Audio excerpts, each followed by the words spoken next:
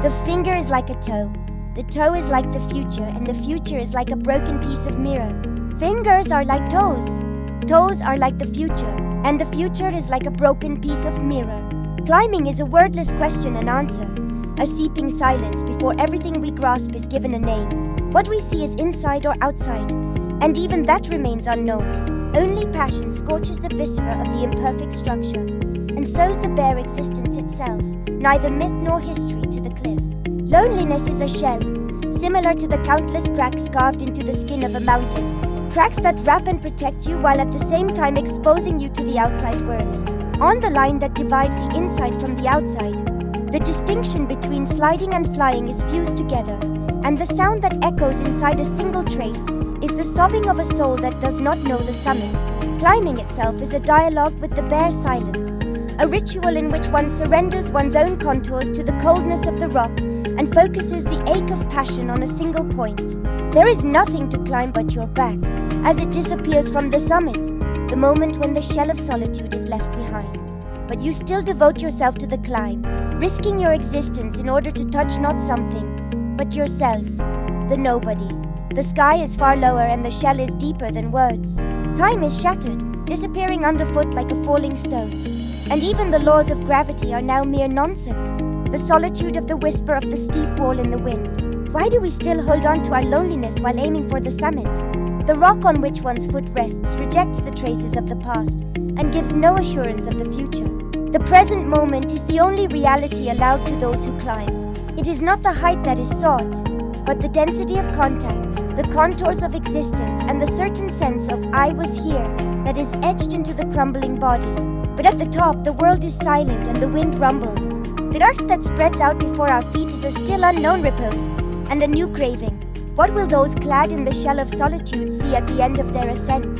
Is it heaven, emptiness, or the next wall to climb? Solitude is an endless climb in itself, a fall if you let go and a search for the next height if you grasp it. The body is suspended as a rebel against the pull of gravity, which has turned down the concept of descent.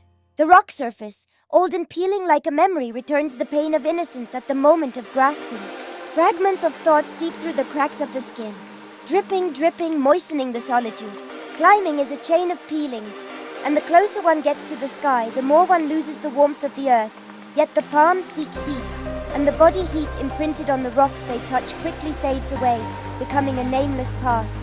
It is not the summit that the shell, a vessel with a backbone in the name of climbing, seeks, but the continuous tension of refusing to fall, which itself is life. We who cannot be named are in a state of fluttering inside the shell. The answer is harder than silence, more fragile than stillness, as if it were a fragment of unborn word. And today, the shell crawls up the blank mountain range where no one is watching, on the slopes where silence piles up. The foothold it slides down was once a ground without a name. The wind that fits in the bones appears before the words, and caresses the tear of being that lurks in the suture lines of the body. Thousands of stone fragments carved into the fingertips. Each of them is filled with the silence of loneliness, blotting out the boundary between the cliff and the body. Climbing is a ritual in which the world forgets its own contours and concentrates its prayers without others at one's fingertips. The ego, which is not for anyone or anything else, gains altitude while grinding itself down. The rock crumbling beneath our feet is a choice that has failed to become the past tense. The light shining overhead is a fragment of a future that has yet to take shape. All of these are things that cannot be grasped. The climber does not listen to gravity. Alone in silence, he puts on the shell of solitude. To know the answer, he makes one move, then another and another.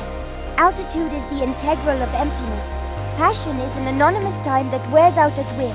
Still, we climb, because the wind takes you up to the top of the mountain, taking you into being and less than being at the same time. Reaching the summit is nothing more than the collapse of a shell. Only the one who contains solitude will clothe the next cliff with a new solitude, dyed with a passion that has yet to be named. The shell is always regenerating, and the climber is always lost. Solitude is the shape memory of passion. Climbing is the technique of embracing loss.